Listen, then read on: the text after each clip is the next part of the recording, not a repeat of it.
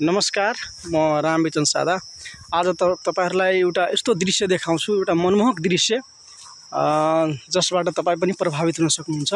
यो हेर्न सक्नुहुन्छ मरा खोलाको बगर हो र यहाँ साँच्चै नै भन्नु हो भने यहाँ सुन फलाएको छ। यो मलाई हेरेर एकदम आश्चर्य र ताजुब लाग्यो। यो मरा खोलाको यो बालुवामा, यो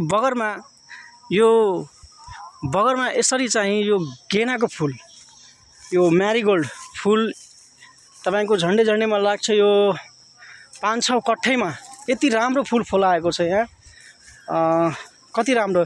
यसबाट हामी के बुझ्न सक्छौं भने गर्न खोज्यो भने के हुँदैन। एउटा बगरमा, खोलाको बगरमा यसरी चाहिँ तपाईहरुले हेर्न सक्नुहुन्छ गेनाको फूल यति राम्रो तपाईको यहाँ फलेको छ र यति राम्रो सप्रिएको छ र यो सब मेहनतले गर्दा हो।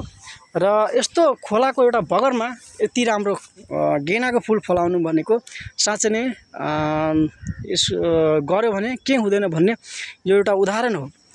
र तपाईहरु पनि यो हेर्न सक्नुहुन्छ। यो गौशाला बजार भन्दा अलिक खोला पारी चाहिँ यो गेनाको यहाँ खेती गरेको छ, फूलको खेती र यति राम्रो फूलको खेती छ। हेर्न सक्नुहुन्छ कति मनमोहक दृश्य हो के। यहाँ आएपछि मनै चाहिँ एकदम उमङ्ग हुन्छ, एकदम फ्रेश हुन्छ। यदि तपाईहरुलाई यसो फूल चाहियो भने यहाँ सम्पर्क गर्न सक्नुहुन्छ। यो गेनाको फूल, ताजा फूल चाहियो भने यहाँ चाहिँ सम्पर्क गर्न सक्नुहुन्छ। यो एकदम राम्रो ठाउँ छ यो र तपाईहरु पनि यसो भिजिट गर्न सक्नुहुन्छ। यहाँ फोटो खिच्नको लागि सायद दिन्छ होला मलाई त थाहा छैन, तर मैले हेरेर यसो भिडियो बनाएको छु।